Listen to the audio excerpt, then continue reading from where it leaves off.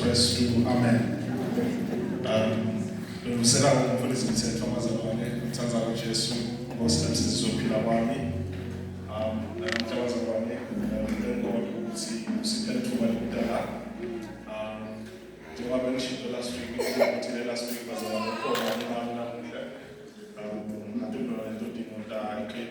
So therefore, but respectfully bazalwane kusele leadership yelakhaya. The executive, the Kabendika Jesu Kristu Church and my fellowships, Labasha, the Children's Ministry, Sellers of the Noge, Kabendika Jesu Kristu. Amen. Amen. Hallelujah. Siyambonga because of Sipa Tuba, Sibonga bazalwane, the content to Danamusha, Kabendika Jesu Kristu from Bible study. This is appreciated, which is Sunday schools, appreciated bazalwane, ushers, praise and worship team. Appreciated as a stewards here too. Malewa Lolo, Kabendika Jesu, Malewa Mini, Babe Flabatsi. Also, we like Shell Bazalwane, Netiquette Baba. She Basha time was on us continuing. Amen. Bazalwane. Some more Bazalwane, which is a Sipona La, Elviniake, some more Nanamigero, and you are, I do not usually speak. I do not usually speak about but sometimes I remember and share our appreciation of what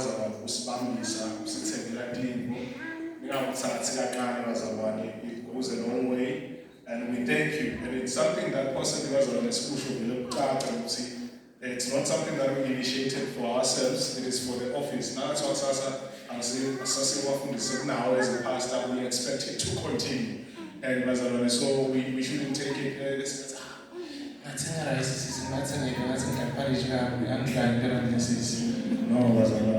is for the office.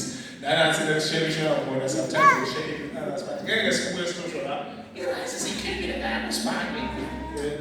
sometimes was a woman in abundance. So was a trader, but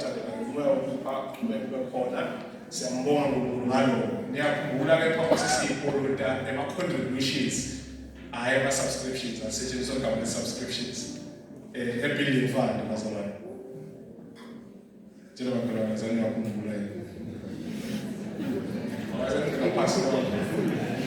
Again, it's what starts we understand the same ministers. There's a lot of us as a church. So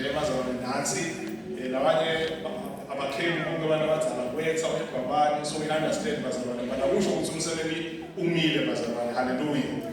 Hallelujah. Amen. By God's grace, we are going to finish up the Katana system. We miscalculated so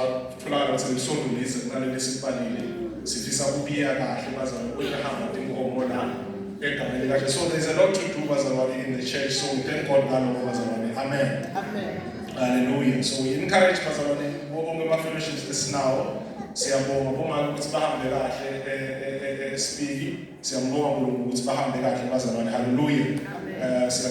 Encourage the upcoming national services.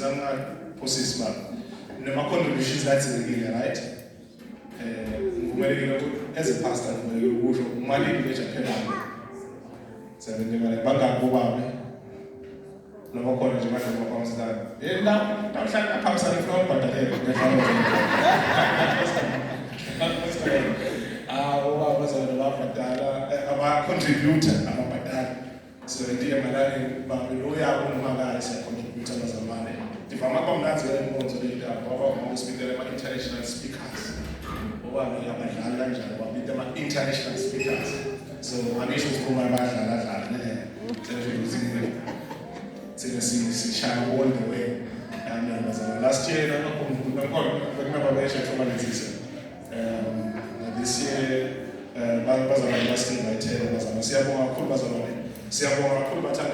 every effort we are not actually making the church shine. It is about the kingdom. So any contribution that you make towards the church, the more praise and worship team, the more usher, the more the bigger picture is God's kingdom. Amen, bazalwane. Angeke nje usukwele umeshashalazi bese uthi contribute embusweni kaNkulunkulu. Contribute embusweni kaNkulunkulu through the local church. So bazalwane, as we continue to do these things, lebandla liyakhula. Amen, bazalwane. Asigcizeleni bazalwane sinicele. Kuthi mhla ka-16 bazalwane to 18 umfundisi utabakhona la Dr.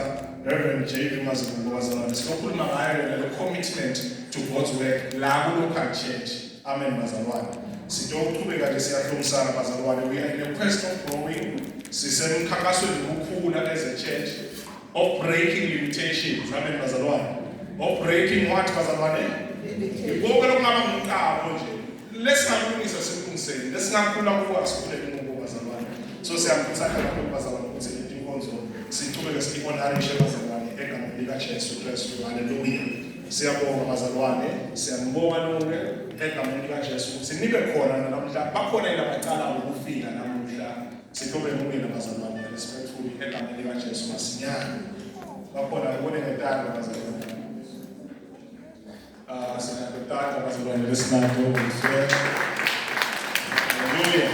Amen. So we have a culture ngekundisela senikumboka ukuthi usishumayele. Namhlanje losenkhona nje sekufumayelana nina. We have a culture of welcoming bazalwane sikunika umbongo ukusho igama lesibongo nokuthi uhlala lapha nokuthi u-invite ngubani. Amen, bazalwane. Lokho sikwendela ukuthi sikhona ukuvusela nokumukela bese siphathishwa intwala ethile. Ayela ngiyathi maswidi nophuma amapizza manje. Edivakashi. Sizokhuluma ukuthi wemane ngizivakashi namhlanje. So the respectful bazalwane sicela nje kana kube usuku manje utisho egameni likaJesu ukuthi uhlala kuphi nokuthi invite noma invite umuntu futhi it's no problem. Manje ngezinye bazalwane noma mahamunqa bese bayaclaim utengani noma ngabe awuyentingani. Thank you.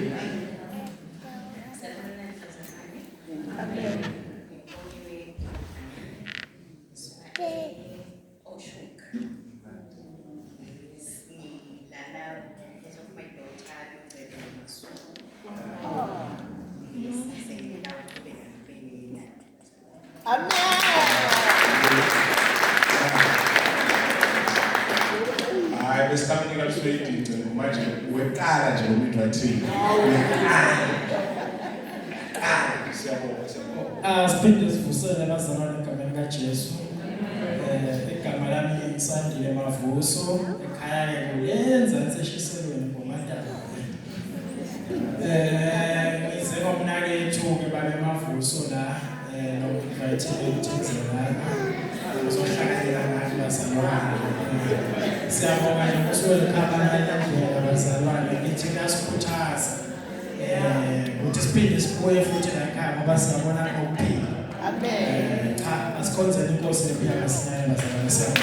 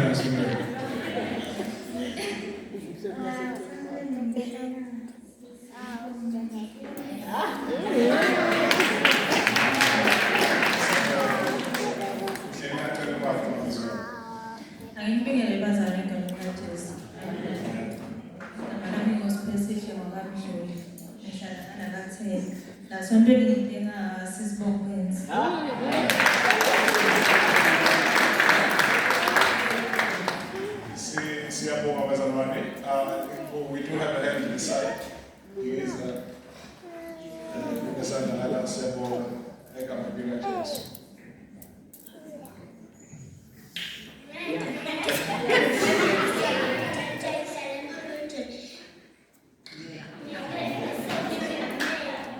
Mike, Setu?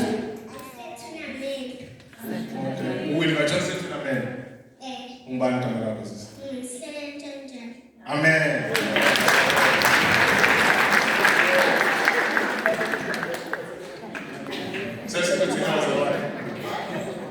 Are we done? See, I'm saying we're going to evangelical church in Bologna. We do have a hand. Oh, sorry.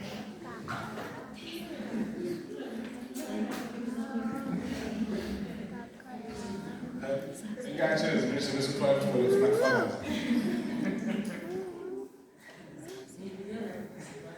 Amen.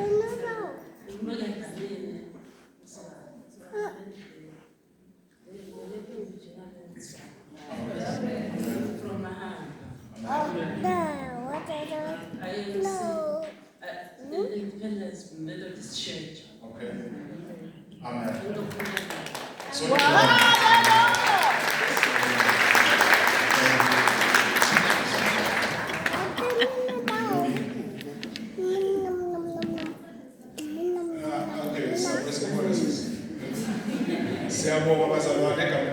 thank you for visiting us.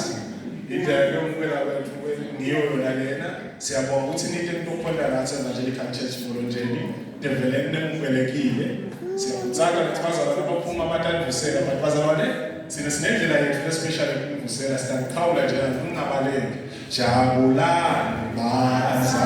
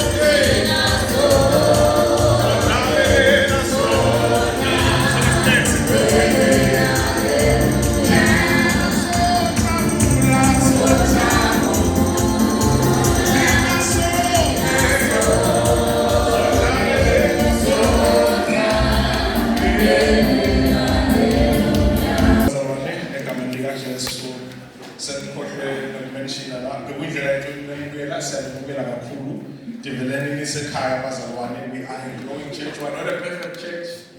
We are a progressive church. By God's grace, asiphi khansi sesikhona khona.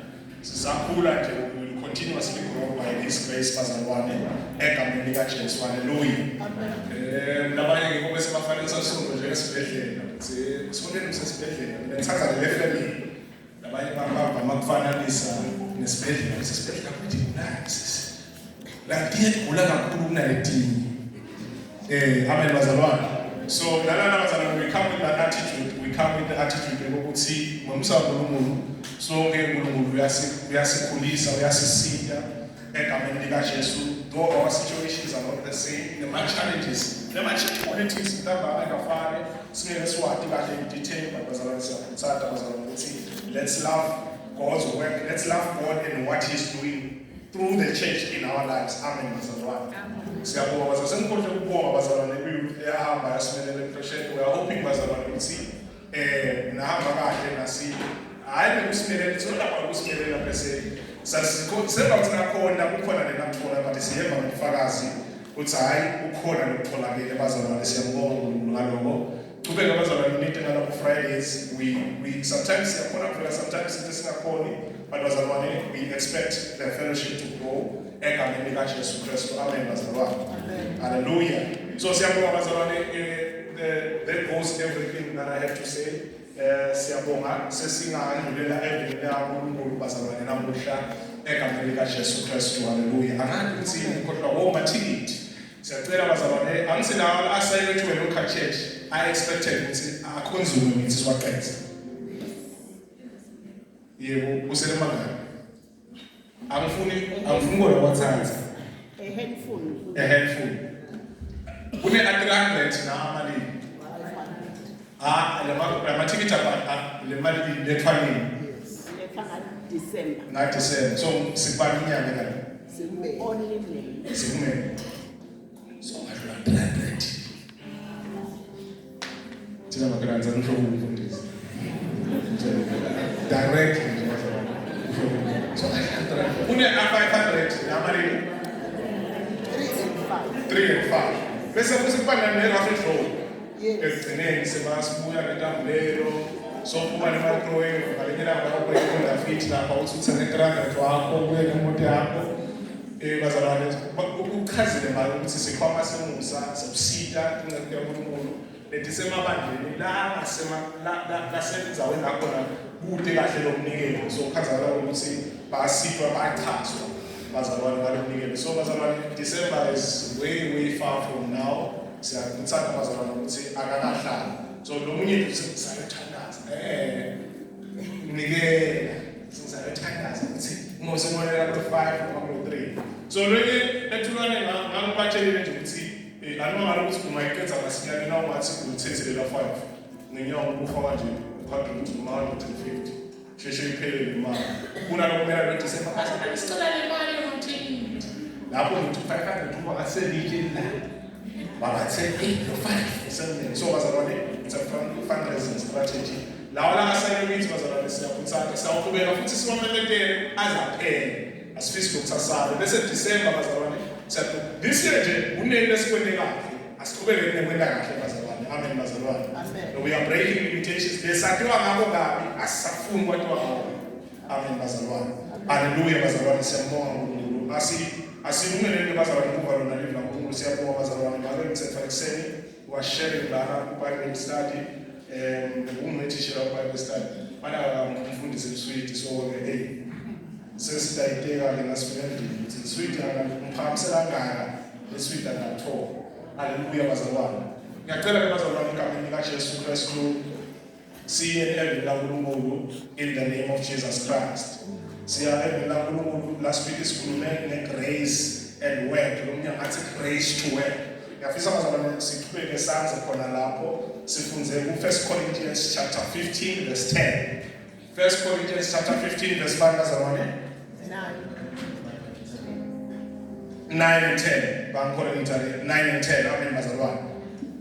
1 Corinthians chapter 15 verse 9 and 10. Namhla ngiyacela bazalwane ukuthi sifunze 2 Corinthians chapter 6 verse 1.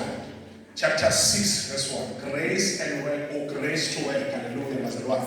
Verse 2 Corinthians. Ngiyacela siqale kuye ku 1 Corinthians because I'm completing the message lesiqale last week bazalwane ngegameni lika Jesu. 1 Corinthians chapter 15 verse 9 and 10. This is 2 Corinthians egameni lika Jesu chapter 2. 2 Corinthians was on chapter 6 verse 1. Say we contradict bazalwane. Hallelujah bazalwane. Hallelujah. Mukulu umusa wa Jesu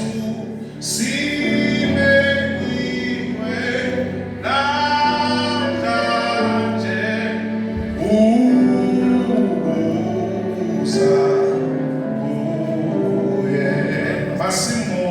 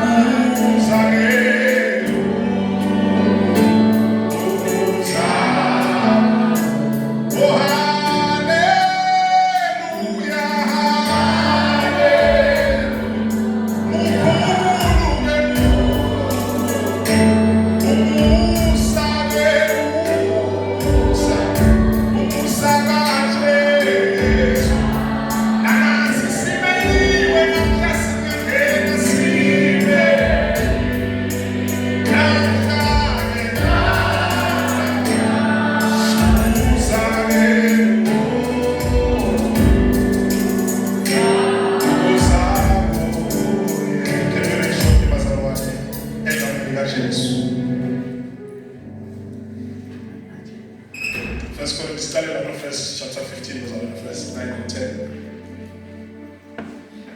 Ngobe mina ngingulomncane kubapostoli. Yeah. Bengingakafanele nekuthi kuthiwe ngingumpostoli. Yeah. Ngobe ngadingela ngahlupha ibandla laNkulunkulu. Yeah. Kepha ngemusa waNkulunkulu ngingulowo lengingiko nemusa wakhe kimi awuzange ube lide kodwa ngasebenza kakhulu kunabo bonke noma kungesimi kodwa kumusa waNkulunkulu lonami. Hallelujah. Let us hear it for a second. Chapter 6 verse 1. Njengobe sibambisene naNkulunkulu emsebenzini wakhe siyanincenga sithi yemukelani umusa waNkulunkulu ningawendi lide. Amen. Ningawendi ini, ningawendi lidi. Ngiyacela ke bazalwane ukuthi kube khona lo mfundiselayo ngayo i-amplified nakukhona lonayo basiyane bazalwane. Laboring together as God's fellow workers with him, then we beg of you not to receive the grace of God in vain, that merciful kindness by which God exerts his holy influence on souls and turn them to Christ, keeping and strengthening them. Do not receive it, nor purpose. To no purpose. Do not receive it with what? To no purpose. To no Without purpose. purpose. Hallelujah bazalwane. Amen bazalwane. Sikhuluma ngemusa nangemsebenzi. Last week bazalwane ngacala ngangakhazi kahle nokuthi yini le grace yaNkulunkulu. Bantu bayathanda ukuthi by God's grace yini le grace yaNkulunkulu bazalwane. What do we mean? Nasithi sikhuluma ngeGod's grace. Amen bazalwane. I-definition bazalwane ithi it is God's unmerited favor.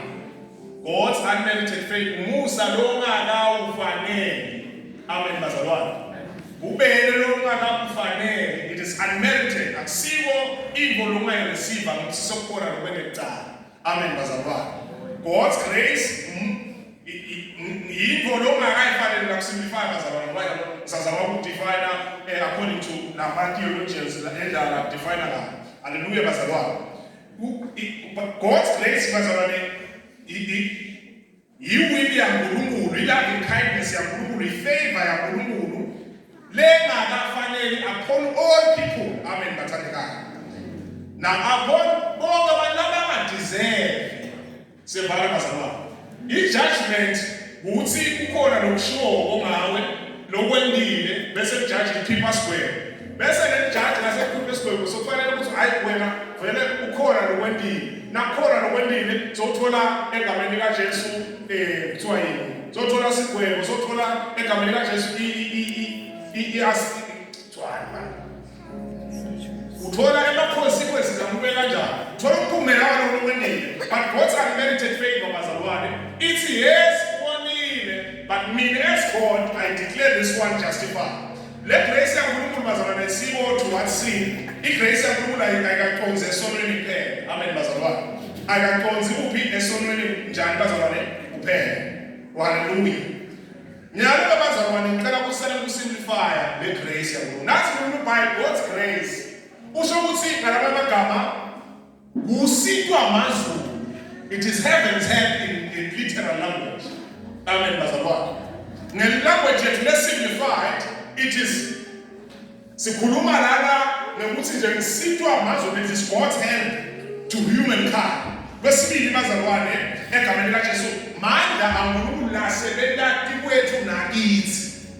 Mandla aNkulunkulu lasebelati kwethu nakuphi bazalwane nakithi. Hallelujah bazalwane. Bese bazalwane kwesibili ngifuna ukuyidefine ngisimplify. Musa nje yinto nje le-special uNkulunkulu layithela kwemuntu. Ngiqonele bazalwane lamagama eSwati ayabaleka ngalokuthi lokuningi kwalendingo kusuke sinemagama ethu ayabolekana lakithi eSwatini. Ngumusa yinto yaNkulunkulu le-special layithele nje kwemuntu. Amen bazalwane. Nakuthiwa special grace Unale special grace kuthiwa bazalwane i-definition ye-special grace ukuthi lo muntu wena inkolo ethile une grace ephelele ethile une strength ephelele ethile lo muntu une strength lesithile une special grace empilweni yakhe when it comes to this lo muntu lo amen bazalwane bese sizamachaza le grace yakhe uNkulunkulu egameni lenkosi yethu Jesu Kristu lepha-ke bazalwane angifuni ukuthi namhla bese seniyampica than last week amen bazalwane uthi uMpostoli Paul abazalwane last week nasibuka la ngimloku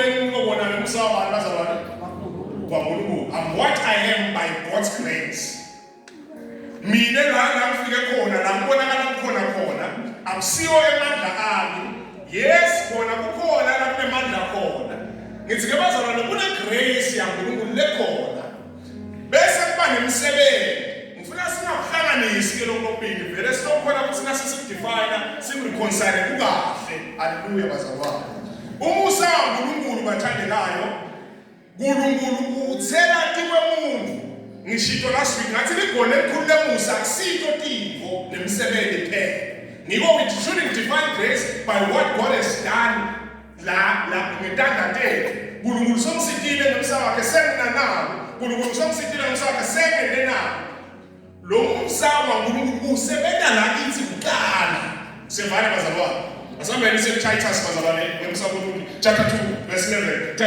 Titus chapter 2 verse 11 ngifuna ukugcizelela lokho bazalwane bese sesiya process yakho tabese angifuni ukuvale piano kunale screen so le piano bese ithi uyajema lapho amen bazalwane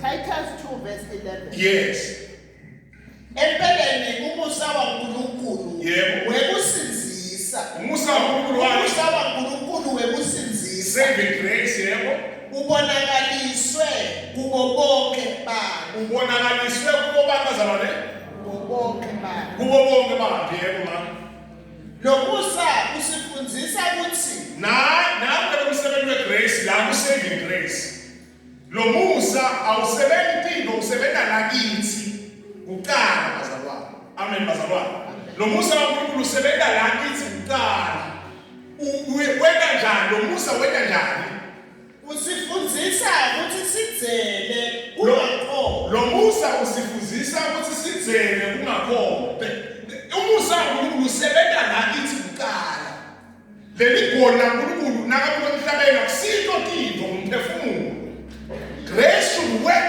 on us first then we can say uNkulunkulu ngemsaphe somphena ngemsaphe usenepheshini ngemsaphe uNkulunkulu but lo musa ufuna sakhe bazalwane ukuthi the saving grace of God isebenza lakithi phela nala ekhathekweni inkolo sisinza sihamba siphila ngalo msamo nakuthiwa kukhona sona lesikhona lesesibonakele so vele simbambe emposhweni lo the grace of God awusho lomsamo ukuthi akashaya akacrucify lo msamo ukuthi hamba ungabe sona sevana bazalwane the grace imission yegrace muwe kakhulu amen bazalwane ngiko le grace yaNkulunkulu funa ibe lakithi phela ungabi igrace yaNkulunkulu lesinawenda kuphela bazalwane qhubeka manje sengiphakamisile egameni likaJesu nekuthi sitilumule etikhalukweni telive yebo bese siphila ngekuzitha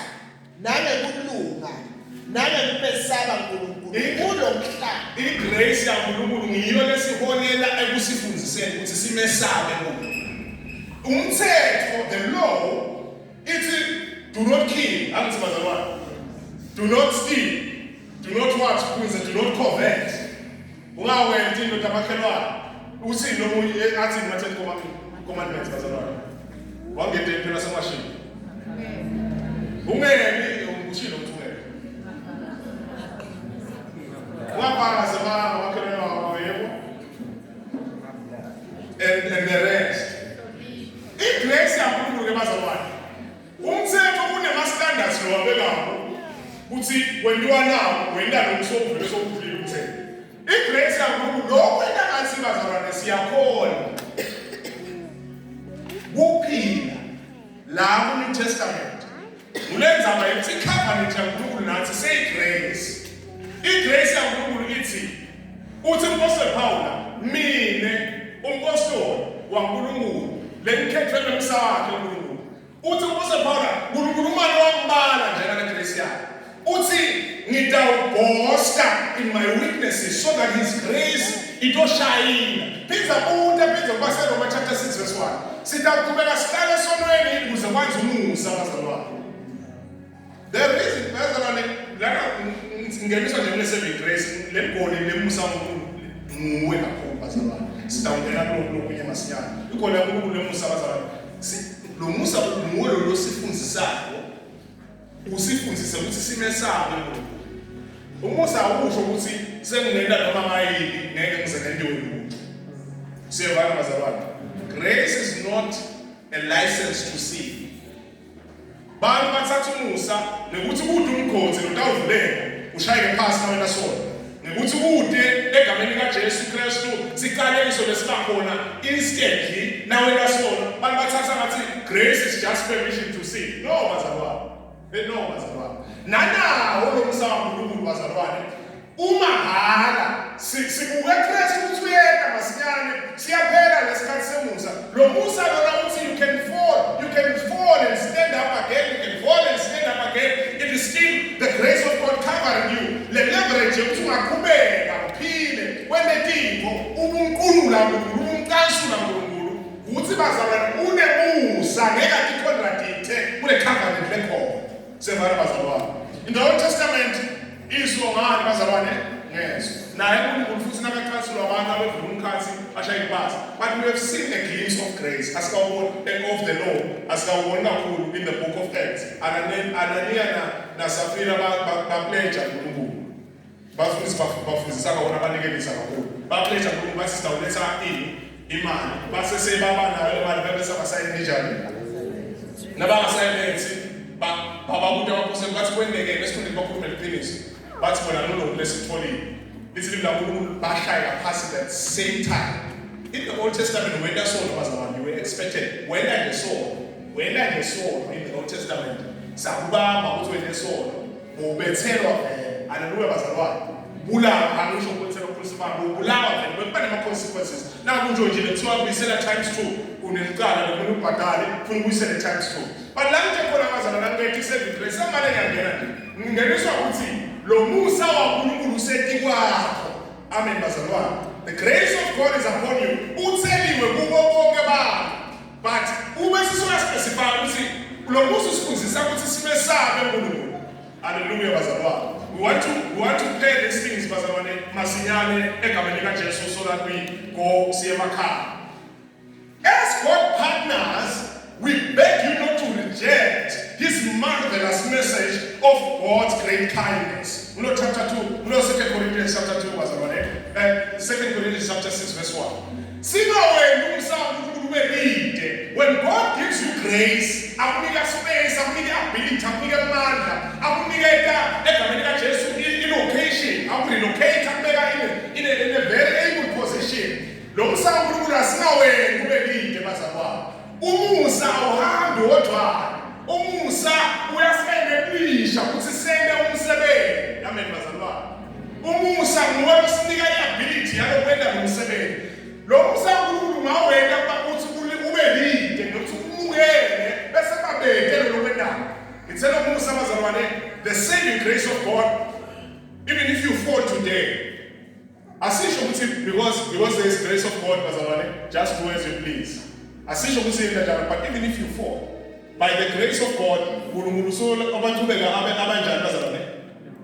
Abana. Naye ngikalo bese babaholi kakhulu la sonweni, bathi nje kunethula ukuthi sonweni kube njani manje. Ngoba ekutshela bakhanza uyaphila wena. Nakule sono uNkulunkulu asathi ngawe. Oh no.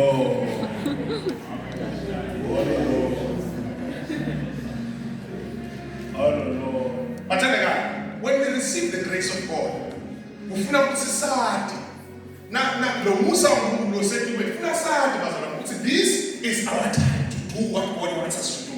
Usiniketa iability, usiniketa egameni kaJesu emandla ne space sokusebenza. Nawusagijima nalo msebenzi, nawusenda lo msebenzi, awuso nje ukuthi semhle phasi, ungawamukeli lo musa kaNkulunkulu lona sendawuhlala phansi no bathandekayo lo musa kaNkulunkulu le anointing kaNkulunkulu nale favor nakuniketa yona yekwenta lokuthinde le ground likhulu umbuso kaNkulunkulu uthi ke sabambisene naye uNkulunkulu kulo msebenzi wakhe bazalwane sisenza lo msebenzi wakhe njengoba sibambisene naNkulunkulu sibambisene nabantu bazalwane sibambisene nabantu bathandekayo lo msebenzi lona we are not the center of it akusingazi bazalwane lo msebenzi lona waNkulunkulu sibambisene naNkulunkulu emsebenzini wakhe siyancenga sisiyemukelana umusa kaNkulunkulu ningawendi uNkulunkulu mina umitela kuthi nengene why are you calling me to you itaba useless lenzawo lesita every Sunday now that the grace of God is not evident nekuthi sende bazalwane we receive the grace of God sibe sesihlala nawo nje simukela lo msamo uNkulunkulu sibe sesihlala nawo bazalwane nawe lempilo yethu na transformeke ingaguquki bathandekayo kunemafiko la akhona la impilo yethu lamanye akhona ukusela wakhatha lamanye akhona wakhatha unesizathu ufuna ukuthi sibambisane naye ekweneni umsebenzi wakhe haleluya bazalwane ufuna ukuthi sibambisane naye emsebenzini wakhe ngithi ke mina bazalwane don't receive the grace mahala haleluya bazalwane yasamukela umsamo uNkulunkulu mahala haleluya wathi angisitshela makhelwane ukuthi umuntu ukuthi uphile lapha endalo why are you here manje taba bese ba personal ngoba ngicela bese siyaswaka lokuthi unike ithuba la lethuba amen bazalwane why bazalwane ngifuna ukuthi siphethe kanjena nje bazalwane in the Old Testament uyaseka sitikwa akunikele ability akunikele ukuthi hambe lutho nemandla akungukwetile egameni kaJesu le example in the Bible study ukunikela amandla akhe bengakunikela ukuthi wena lutho we have a story in the Old Testament Samson uphula umthetho kaNkulunkulu uphula umthetho wabantwana bakhe but because umsamo kaNkulunkulu une assignment umsamo kaNkulunkulu abazalwane siyothi ngiyaphinda let me just eat and sit no bazalwane kulo mbuso lo labazalwane sitele kutosebenza njena maphakathi sitele kutosebenza Samson egameni kaJesu uphambana naNkulunkulu nabaphambana naNkulunkulu Samson uthole ama consequences ngoba lama consequences esona ngeswabona labayisawabona noma siphile isikhathi segrace njena maphakathi labayisawabona lamayeswabona phela bazalwane singayimali grace doesn't umsawusuli lama consequences uthi lama consequences angeke asaba khona la nje bazalwane vele bakushaya ebareni bakhipha liso sisona sibona ukuthi nethi kwaba nenkinga lapha bese siyabona kwendekani loya sibakhona ngathi kukamshaza ngibo anje amen bazalwane so Samson kuba consequences ucabana nakulo in the paper grace bazalwane lo msale sesomungene kutaba useless bathandeka ngitshela phela there is grace for work there is grace for purpose there is grace to do le dino uNkulunkulu sinikile tilakithi befuna ukuthi bazalwane sikube lesebenzi Samson sebonile sesothandana semakhaya bazalwane Samson sebonile but because one minute the special grace less sekuthi Samson accomplish ukuqedza namafilisi Samson sebonile savalele sakhishomele uvakala khala uNkulunkulu athi neside uhawukele manje ngithenzele lokho umthume ukuthi kwende because like grace masiyo show off the reason we want to see for the skill the ability lonayo akusiyo ekutala phansi nasifika ezulwini kaba lebantu bakhiphe ama-accounts of what they did lo msamo uNkulunkulu labanawo bawendeni lo msamo when I gave you an opportunity to be in a family and do responsibility when they are we shouldn't limit the grace of God to cars and money. Ufana nesibusiso asingasilimiti ngalokuthanje ngokusibusiso. Amen bazalwane. Bese sizayide igrace Samson wakhala ngabelengana wathi wasingisize. Can you help me accomplish what you bazalwane? Igrace ayibe ye purposeless in your life. What is God calling me to do? What has God gifted me with? Siphiwo saNkulunkulu awudala bese sothi ngicabanga ukwathi ukukhuluma, ngicabanga ukwathi ukuhlabela. It is God's grace upon you. Uthi ke Samson ngosengisi. This grace, this special favor.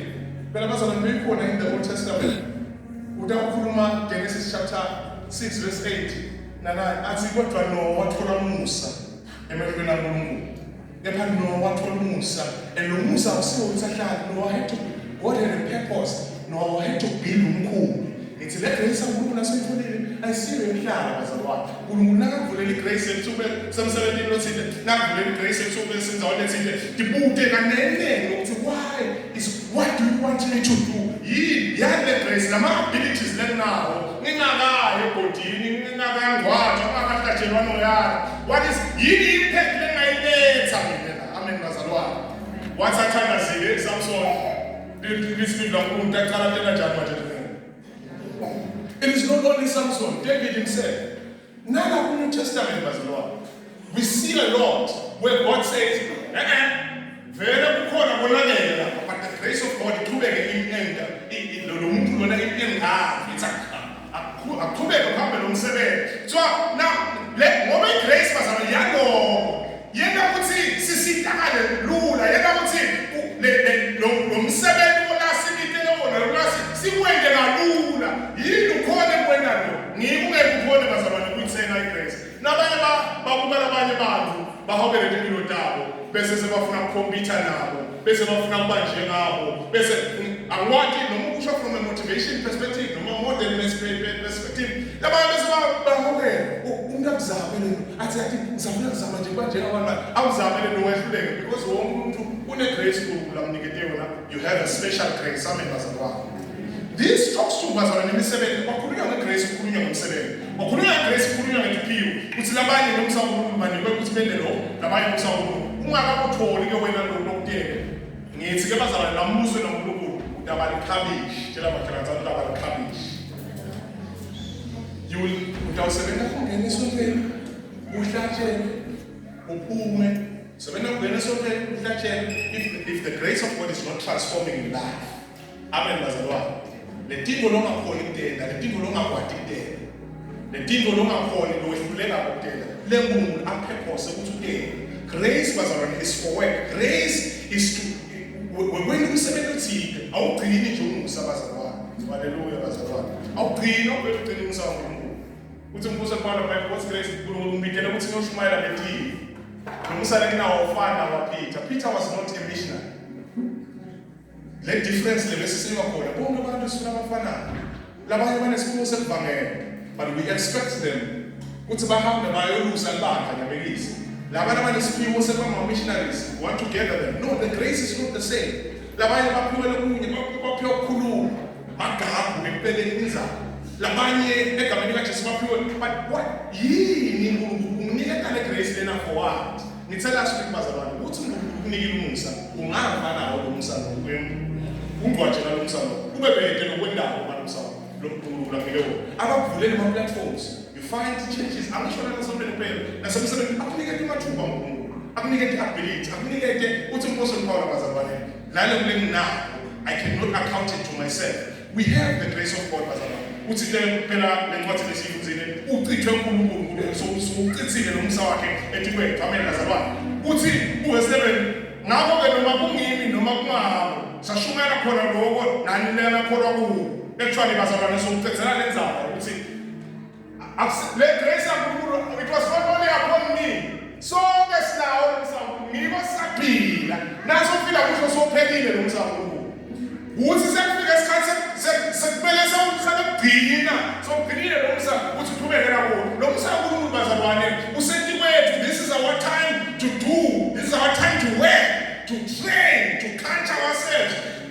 Sikhathi sekwenda lento lethu ngoba lo msamo uNkulunkulu usivumele ukuthi sisende lokho in this particular time. Amen bazalwane. The saving grace, let us say since lapha kuTitus bazalwane ngulomusa lo strainer.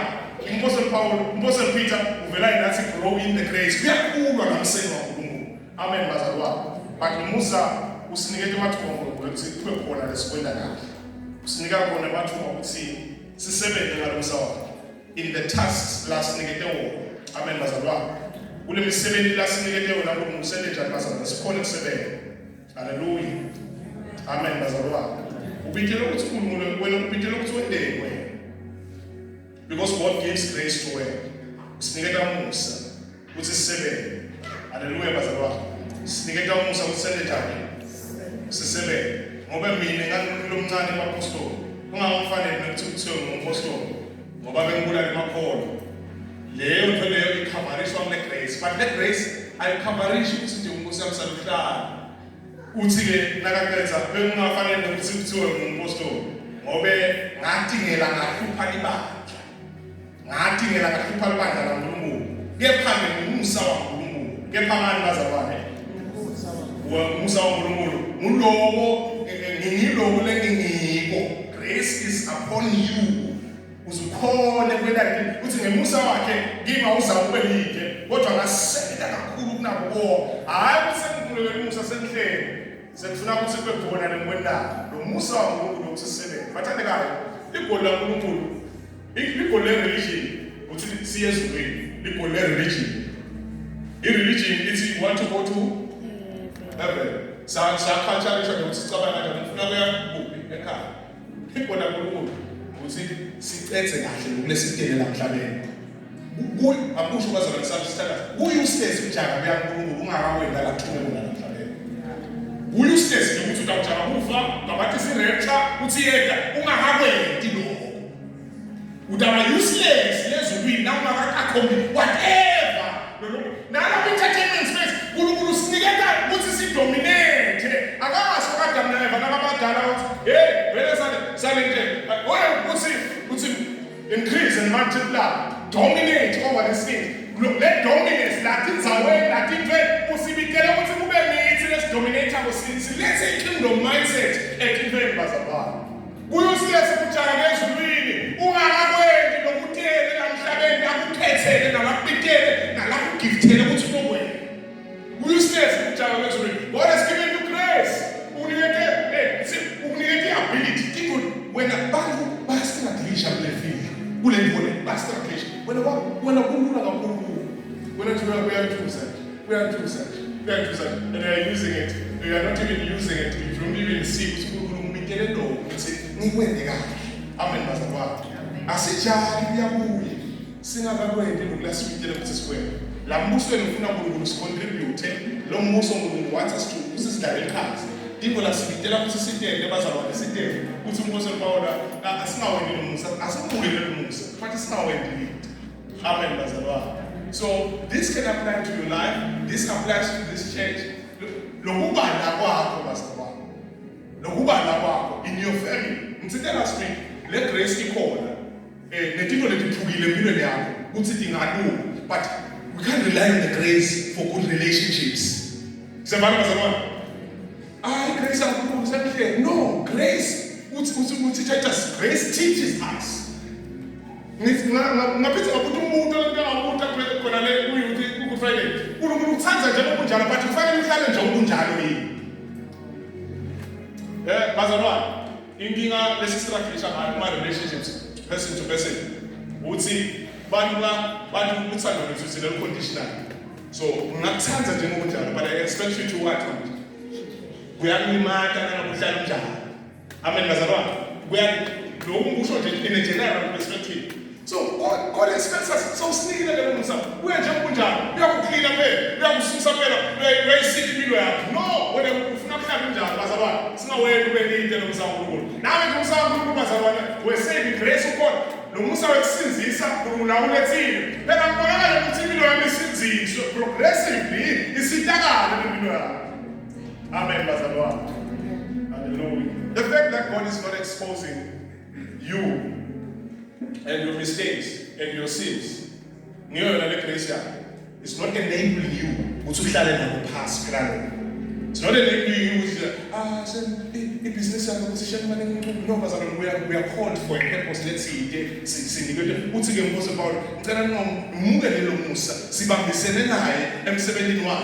Sibambisene naye uNkulunkulu amsebenzini wakhe asiwende bazalwane asisebenze singamukele linde lomusa kaNkulunkulu kuyo lonke ihlangothi. Thank God's grace is upon me. Thank umusa kaNkulunkulu usethi kwami. Umusa kaNkulunkulu sethi babona ungene emsebenzini yakho uthi shothi uNkulunkulu umusa wakhe ukuphi manje bazalwane. Sethi kwabo we are facing challenges. Umusa kaNkulunkulu ukuphi sethi kwabo anganginika ability let's solution khona la. Amen bazalwane. Akasisusi ngasimikele ngisam glorious Canaan avele bekahle konke khona. Usuka nathi uNkulunkulu asiphulule ngalomsa wakhe siwe silikise wona namajani wabanabo David, Samson, Moses asiphulule but uthi accomplish leliqembu. Amen bazalwane. Akekho umsebenzi wami lomfana lo babe lo musha lo mntwana lo ubone kunento lempitele kuyo asibani uthi ke umuse Paula asimukele lo musa but singamukeli mahhala. Amen bazalwane. It is not just going to happen bazalwane. Uthi siyancenga sithi emukelani umusa kaNkulunkulu. Ningawedli. Why are you still alive? What are you doing with your life? But uyemntwana kaNkulunkulu and then what? And then what? Is anyone benefiting from is anyone benefiting in the kingdom? Umusa kaNkulunkulu uyangentela ingalo ukuthi wena kaNkulunkulu ukwenzele na? Are you benefiting anyone? And not in the kingdom of Nkulunkulu soul. Nkulunkulu nje generally bazalwane in the kingdom of God. Hallelujah bazalwane. God gives grace bazalwane to work. God gives grace ukuthi uyosebenza lo musa usebenza kithi nanathi. Amen bazalwane. It is God's help to be able to do something. La sibonakala khona ngathi siwiki khona besikohluleka mbamba. How will people know that they are not standing on their own? It is by the grace of God. When we fail, when we see no way, the grace of God. It's not only for breakthroughs, it's not only for miracles.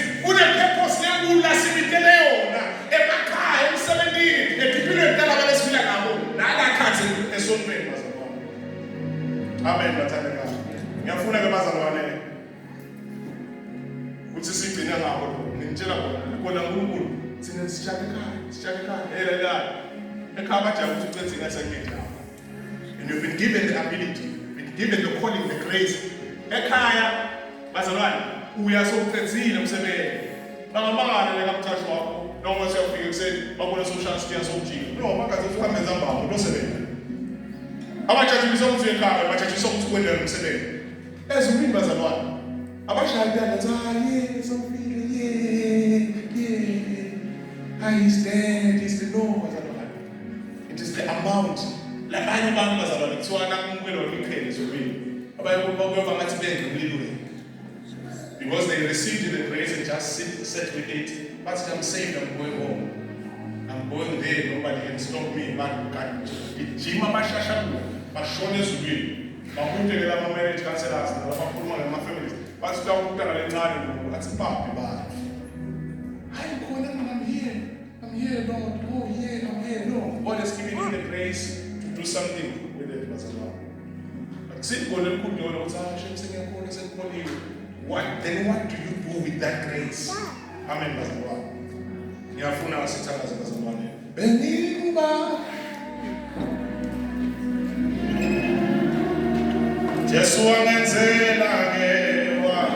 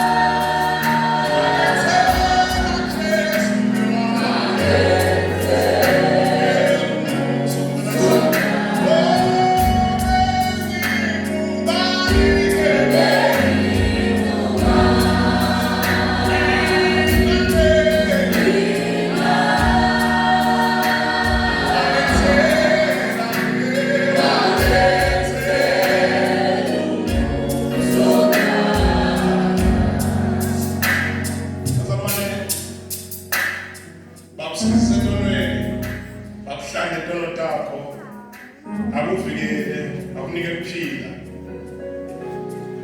Are you sure you understand? Uyaconza ukuthi le grace yekuthi wenele utho oluthile. Kunetipho ubhekana nabo, ama-challenges kulo ngakunike amandla ukukrosa kulo. Then you are taking his grace in prayer. La kulo msebenzi wakhe awukabambisani nawo. La akakuplace khona. The grace is in vain. Ngesike bazalwane ubitelwe ukhona le. What is your impact? What is your contribution? Because the grace of God bazalwane should be seen in our lives. It should be evident in ukubonakala kwale misebenzi. Umusa uNkulunkulu usethi kwakho bazalwane. Umusa uNkulunkulu usethi wena individually so families. But this won't just be okay on themselves. God has sent us to do something. It's a call and kumele sikwende. Like I'm in the being that has been telling you what is the real purpose that He's called us to do. Lo musa wa le numberekelele kangaka. Le numvumele impilo. Le ngikhosa kulo. Le singawendi kwelide lo musa. I want to pray as well. So Father, in the name of Jesus Christ, our Lord and Savior, i-time frame Nkosi yekutabuwe yekusibeka kwakho la emhlabeni. Asiyazi thina wena ngabona ukuthi singasathi isikhathi sefike sisele. For the purposes of ukuthi kube besathi besikawuqale sidlale bese siba serious kasekumele sife. But you let us live, oh God, wasiniketa nemsa wakho. God's unmerited favor upon us, that He could wash our sins and cleanse us. And then for what?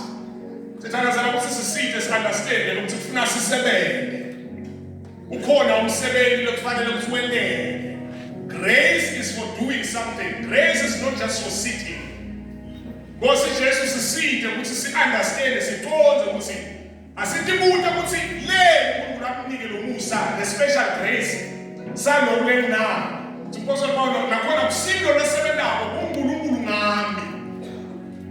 Why? Because you want us to do something in us. You want to do something in us and through us. Nakwenda lutho kithi wena lutho nangathi siyathandaza manje Nkosi uvakale ukuthi lokusibeka kwakho kwasibekela nje ukuthi sihlale sidle silale bani Nkosi usibekele lutho thina singakakwendi kahle lokulosibikele ukuthi sikwende. We would have faith nasifika kuwe sithi I'm in heaven. We pray, O Lord, that you help us. Egameni lika Jesu Kristu waseNazaretha umsa wakho Nkosi ukhavarisha tono usibekela netono letinene.